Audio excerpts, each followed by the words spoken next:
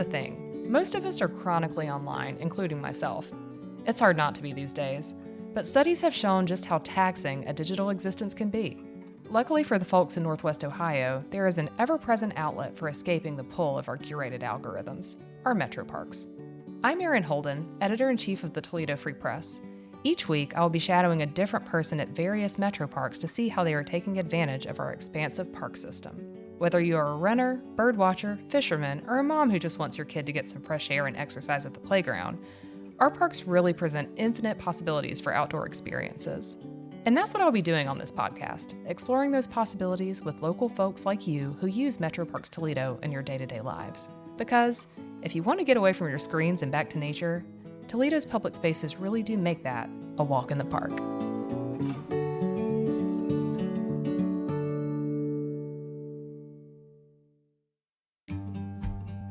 I've gone birding a few times with my family at McGee Marsh during the biggest week in American birding over the years.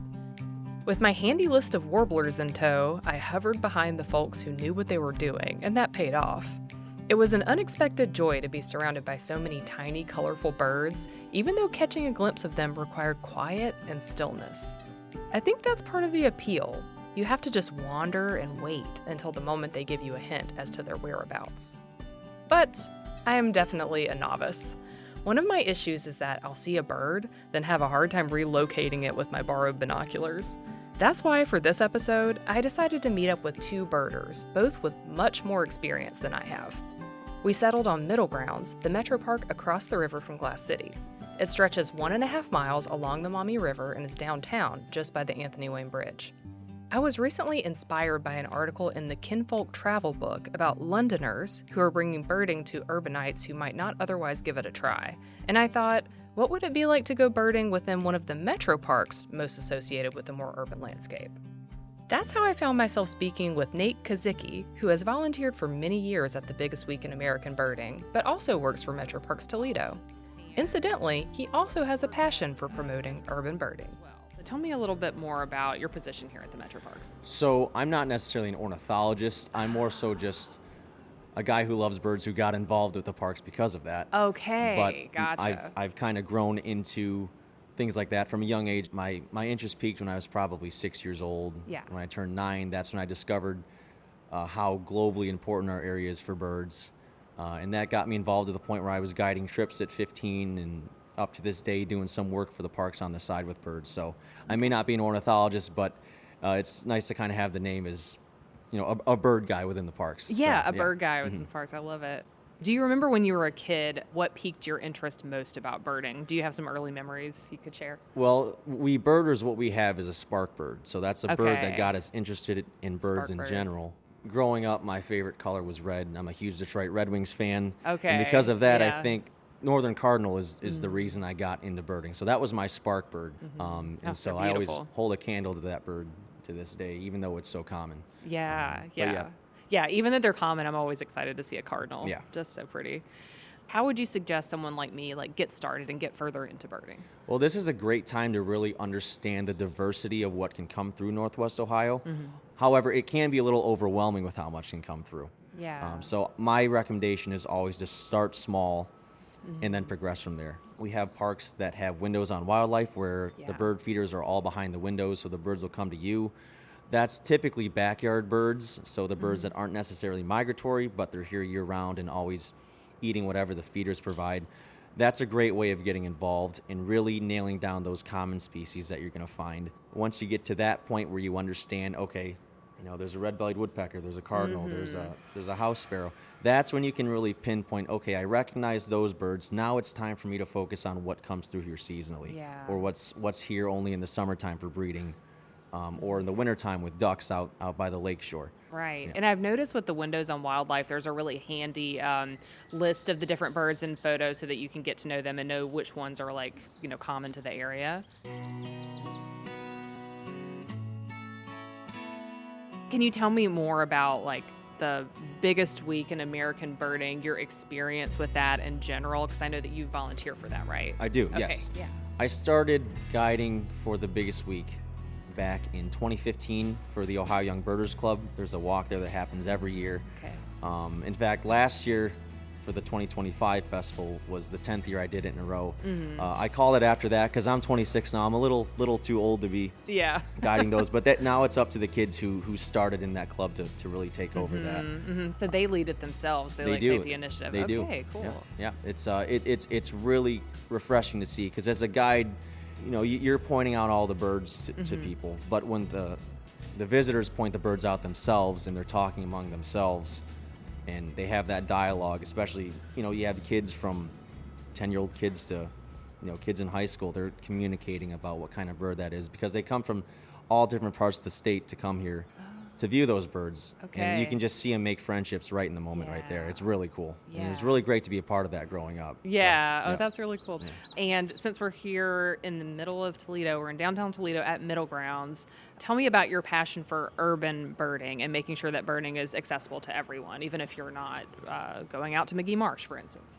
That's a great point. The lakeshore is a huge reason why I got so invested in the spectacle of migration. And it's a great spot because you have almost everything out there with all those different habitats.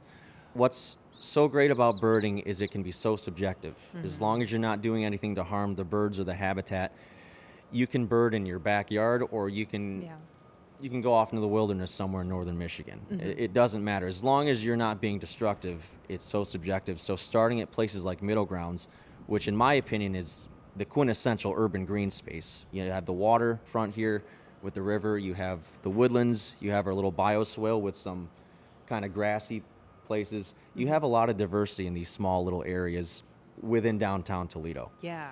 So for as great as the lakeshore can be with volume of birds, you can still get those same species here. Maybe not as many. You might have to try a little harder, but I mean, on a great day, it's a great day. You feel like you're out at McGee, just in a smaller spot close to home. Right. And have you been able to spread the word about how there are some urban spots that are good for birding here in Toledo? Absolutely. There's a database called eBird where people submit their sightings. And what you can do is you can go online, go to eBird, and you can search up specific hotspots. This is what we call places like this. And people can see what's been seen here. People can look at bar charts of birds that have been here in the past and typically when they're here seasonally. So there's a lot of avenues you can take to find out what's here. But that's a great way to start online. And then the big thing is just getting here and seeing it for yourself. Yeah. And what bird species do you find are most likely to thrive in an urban park like Middlegrounds and Glass City? Well, at this time of year, a lot of migrant species, they have specific habitats up north where they breed. By the way, it was early May when Nate and I spoke, just before the biggest week in American birding, just to give a little context about his reference to these migratory patterns. Species, they don't need to establish territory yet. They just need to fuel up and almost double their body weight to continue up north. Yeah. So when it comes to specifics of birds here, like at Middlegrounds, with the woodlands, you can have the attractive species like the warblers and orioles and tanagers, the main birds that bring the people here. But then you can also take a look to your right and look for waterfowl on the water. Like this time of year, there's a really cool duck called a ruddy duck that comes through, or some blue-winged teal. Mallards are so common, but it's really cool to see them on their nests and all that. So there's a variety of things you could find Yes. here. And what about best times of day? If you wanted to maximize your birding experience, what time should we show up here? Typically, if you want to get the most diversity for your list, anytime in the morning, probably before 10 a.m. So between sunrise and 10 a.m., that's when birds are most active. That's when they're all singing. That's when the air pressure is the lowest. But once the sun comes up, that's when they kind of start to slow down a bit with the heat and the air pressure. Evenings can be great too. Maybe not as productive as the morning, but if you go out late enough, you can still, if you go out around 7 or 8, you can still get some warblers and songbirds, but once it turns dark, maybe an owl or a woodcock will pop up. And that also makes me think of if people want to see more of these birds stopping by at their home, what kind of plants should they be cultivating or letting thrive in their yard to make sure that it's bird friendly? Well, in general, you're going to want native plants and native trees because kind of to that point, that's what's going to attract the native insects, which attracts the native birds. Everything is kind of connected in that way. Another way to bring birds to your yard, obviously, is to have bird feeders. Now, you may not get all the species that are insectivores because typically you have different types of seeds in there. Sure. But a water feature too. A bird bath, if you put like a bubbler in there or you have a little water feature, Okay. they love running water. You can Yeah. attract almost anything with water. Oh, cool. So that's big too. How do you see urban bird populations changing as cities continue to grow and develop? It really depends on the space that you have and what you can do to conserve it. Let's say Glass City specifically. That was not a whole lot before Metroparks took over. There was a lot of concrete on that ground, but now we have prairies and we planted some trees. And we've got indicator species like eastern meadowlarks, which is a grassland type species that's trying to nest over there right now. So seeing the progression from when I started to now is completely different, but it's all for the better. Yeah. And the birds are responding to that. Yeah. And it's still continuing. What we have at Glass City isn't at its full potential yet. Like, it's still got time to keep growing and stuff like that. Right, yeah. And Middlegrounds opened before Glass City Metropark. Well, admittedly, I wasn't here at the start of Middlegrounds, so this was already kind of established. But at the same time, it's got a lot of mature native trees over there. And they've implemented some bluebird boxes, too, that the tree swallows tend to take over. But every year, this time of year, it's still incredibly productive. My one coworker, Ben, he had a prothonotary warbler over here, which is typically a species you get out by the lakeshore. But he had one here, and it's just kind of a testament to how important stopover habitat like Middlegrounds can be, because it's established itself well enough to be that and maintain itself in that regard. I also find Middlegrounds to be very peaceful. Going for a walk here, you can sit by the water if you want. You see people fishing. You can also walk, back there where it's more forested and like you said, the mature trees. So really enjoy this park a lot. It's a great green space. Yeah. So could you show me some, places that would be good to see some birds in Middlegrounds? Yeah, absolutely.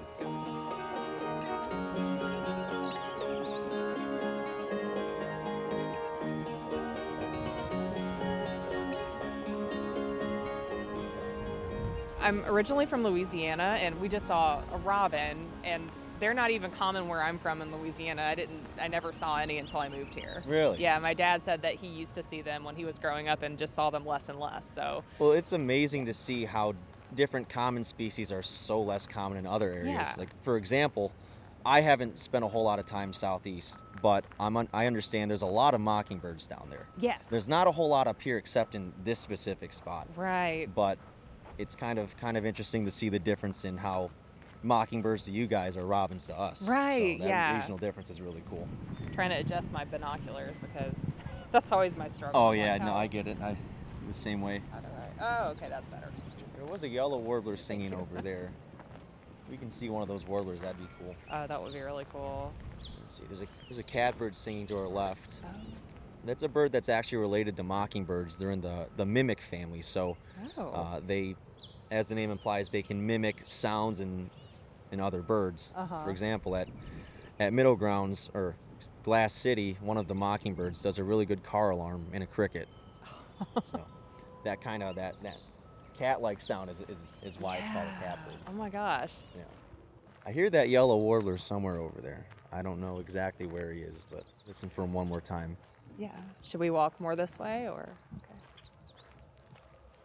That sound right there, that kind of warble, I guess. Thus the okay. name warbler. Yeah. All right. Yeah, I can hear him right back in this corner. So if you keep going up a little bit, point the microphones that way. Okay. Hear another one there. This one just decided to stop talking. Oh, yeah. Got shy when we approached. Yeah. Got a goldfinch singing up here at the very end of the the street. Yeah, I think I spotted him. So the one thing about goldfinches is a lot of people assume they leave in the wintertime, but they actually, instead of their bright yellow typically, they turn this olive greenish, olive brown. Oh. And so goldfinches are still here, but they just look completely different. And a lot of birds are like that. In the fall, a lot of the warblers that we have are going to look completely different too, because they lose those bright colors that they need to attract a mate, because they just don't need it anymore seasonally. They turn different shades of brown and gray and muted colors from their original alternate plumage, as we call it. I had no idea that they changed color like that. That's really neat. Maybe walk up a little further. I hear another warbler. There it is. Oh, this is such a pretty path too. It's really Yeah, some peaceful. great trails back here. Uh-huh. What's nice about it is there's not too many trails either. It's pretty much a straight Yeah. shot back there with about a loop or two, and Uh-huh. then you can head right back, and it makes it for a nice little walk in the park, Right. literally. Yeah. I swear we didn't coach Nate to plug the title of our program, A Walk in the Park, but that was perfect. That's a house sparrow. So house sparrows are actually an invasive species from Europe. The problem is they are cavity nesters too, and them and European starlings, both being introduced species, competing with native species for cavities, they did a big number on bluebird populations. But since people started incorporating bluebird boxes, bluebirds have really sprung up from what they once were from a population standpoint.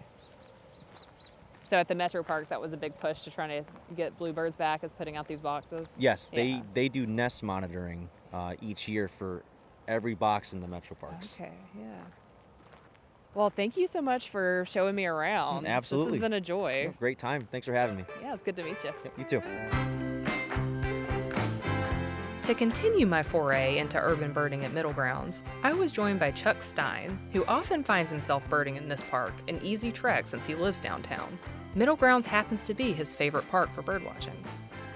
Hey, Chuck. How's it going? Good. How are you? Thanks for So good. joining me. Oh, thank you for having me. This is very exciting. Middlegrounds, yeah. So, how did you get started with your adventures in birding? So it all started, my girlfriend's sister made a documentary that premiered during the biggest week of American birding Cool. out at Maumee Bay. And I didn't know anything about birds. I didn't care about birds, but we went in support to go watch, and I came out of the experience a whole different person. It was all about warblers, because that's, the main bird that comes in for the biggest week. Yeah, Everyone wants to right. see the warblers. And I was just blown away at these little creatures flying from South America up to Canada Isn't that crazy? and making a pit stop right here. Yeah, what a journey. If you're also wondering, the documentary Chuck's referring to is Flight Path, The World of Migratory Birds. It's a WGTE PBS documentary from 2019. So what birds have you seen here that have either surprised you or that you get most excited to see? Ruby-crowned kinglet, I saw Okay. that just a couple weeks ago. That was pretty exciting. A lot of warblers stopped through here. Uh-huh. Yellow-rumped, a lot of yellow warblers. But I think the coolest bird that I saw here is my favorite bird, the indigo bunting. Beautiful blue. It looks like a blue raspberry lollipop, I like to say. Yeah. I don't think I've ever seen one of those. Keep your eyes out. They're around Yes. here. Do you have any advice for birders who are just starting out? I mean, equipment-wise, I borrowed these binoculars. I mean, what do you need to go birding? You don't need the fanciest equipment. You Okay. don't need the most expensive binoculars. Just use what you have, and if you can borrow a pair, great. And just go outside and listen, learn the noises, learn the songs that the birds are making. And Merlin is a great app. I don't know if you have that one. I don't have it, but my husband does, I think. Yeah, you walk yeah. outside, you start recording, it'll tell you every single bird that you're hearing based on the calls that they're doing. Get that, just go outside, borrow a pair of binoculars if you don't have one, and just start. Yeah. That's the best advice I could give.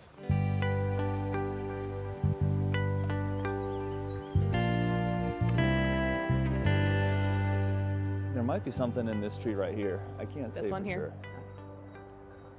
And the best part about birding is looking for the actual birds. They Yeah. are fast and they are small and they're quick. And we're gonna get out our Merlin app. Probably a northern yellow warbler.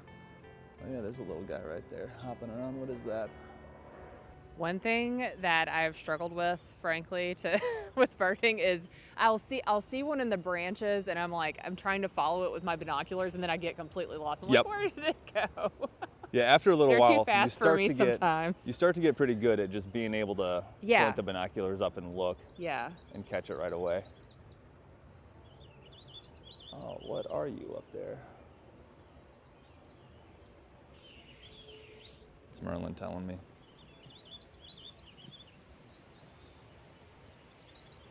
Oh, what's in that tree right now is a warbling vero. Very cool to see. One of the migrating birds. Yeah, I'm hearing a lot of yellow warblers. Okay. That deet, deet, deet, deet, deet, deet. Mm-hmm. That's a yellow Oh, that's warbler. their sound. Do you find that there are any misconceptions about birding that you've run into before? I mean, a lot of people like to think it's an old person thing to do. Yeah. Which, of course, any hobby has its age ranges, and I Yeah. know a lot of younger people are starting to get into birding now. You know, you go on Instagram, and if you look up birding, you're going to see a bunch of memes, you're going to see a bunch of reels that people are making, TikToks and things like that. Right. So it's definitely a whole age range of people that enjoy doing it. It's not just for the elderly. Everybody should do it. Yeah.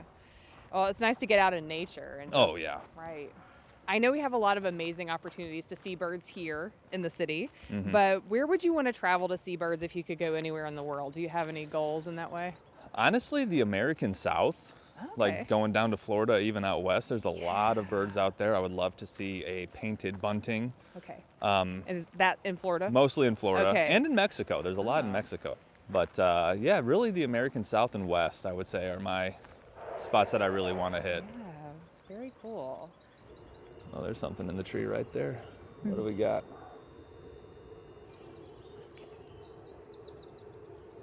It was up in that, do you see it on the tree right behind these two, like 3 trees in on the side there? Okay. 3 trees in. So do you see that tree where there's a branch sticking up? That one? Yeah. Okay. See that little guy right there pecking away? Oh, I Yeah. see him now. I see him. Okay. No, I think that's a Tennessee warbler. Oh. Yeah. I'm sure for people they kind of have a collector's spirit about them, it's like fun Absolutely. to check off a list of things, like Absolutely. finding the birds. I do feel that way. I do feel like, though, I don't want to have a checklist. You know, I don't ever Yeah. want to be done. I don't ever want it Okay. to be complete. Okay.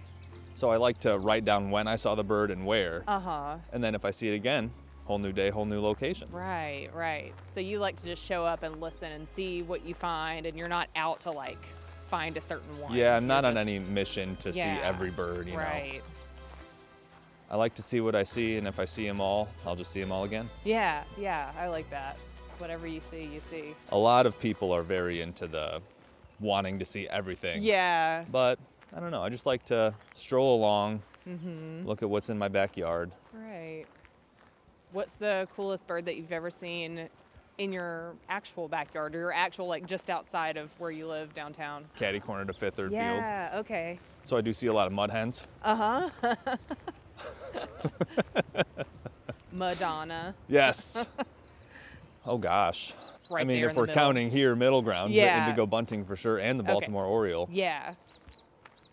There is a very cool spot over by Maumee Bay called Mallard Marsh, Mm-hmm. where I did see a couple sandhill cranes. That was very cool. Oh, very cool. Yeah, are those kind of rare, the sandhill cranes, to see? They're uncommon, Okay. I'll say. You Yeah, don't yeah. really see them. That was the only place I've ever seen them in Northwest Ohio. Uh-huh. When did you start your birding adventure? I mean, really, I've only gone a few times Mhm. out to McGee Marsh, and it's been a few years since Okay. I've gone. But this makes me think that it doesn't have to be a big trip, and I need to just take these binoculars with me anytime I'm at one of the Metroparks. So. Like you could bird from your kitchen or living room if Yeah. you really wanted to. Yes. Put a couple feeders out. It's excellent. Mhm. Yeah, yeah. Okay, should we keep walking through here? Yeah. Let's Or- check it out and see okay, what else make a loop. we can find. This is such a dense little spot though, so it's really hard to spot where the birds are. Right. You can hear them very well. Mm-hmm. Oh, it's telling me there's a Baltimore Oriole around. Oh. That is one of my favorites too. Oh, yeah. Have you ever seen one in person? I don't think I have. All right, we got to I'm trying find to it. think about it. Where are you seeing this guy at? I know The tree behind the tree. The tree behind the tree. It's always kind of hilarious when someone's trying to point out the location of a bird when the only markers are trees. Oh. In one of these. That's a woodpecker. But where is it? Oh, I hear him. Yeah. He's trying to give himself away. Sounds like a downy woodpecker. So that noise is the woodpecker? Oh yeah. Okay. Nice. Score. That's huge. All right, let's see if we can find this Oriole. Oh, nice. Is that an Oriole? Nope, that is a American goldfinch. Okay. Very cool bird nonetheless. Yeah. Love the colors on it. Oh my gosh. Yeah, that yellow is so pretty Yeah. against That's the poppin'. black. It's so cool that it's just on the ground right in front of there us. he is. Okay. Yeah, wow. There's something in the tree right there. Oh. Yeah, we got a yellow warbler right there on that little tiny branch. If you just scan up. Yeah, it looks right. The one that just moved down a branch? Yep. Yeah. That one, I couldn't even see the yellow. Okay, there he goes. Wow. Nice. Goldfinch is gone. Yeah, that goldfinch was cool. Yeah, normally the Oriole is kind of in this spot. Okay. So maybe we'll see him as we're walking back. Do you have a favorite bird? I don't know. Don't know if I do. I do always enjoy seeing a red cardinal, Okay. but I don't know a ton of birds, so it's kind of hard for me to say. Oh. I do enjoy the warblers. I will say another one that I've always wanted to see is a hooded warbler. Okay. It's all yellow and it has a black hood, essentially. Okay, yeah. Do you ever see eagles out here? I've seen a couple bald eagles. Really? Okay. Oh, yeah. Is that a cardinal? Looks like a cardinal. Oh, Sure yeah, is. it is. Nice. Little northern Beautiful. cardinal. Beautiful. There he goes. Little cardinal.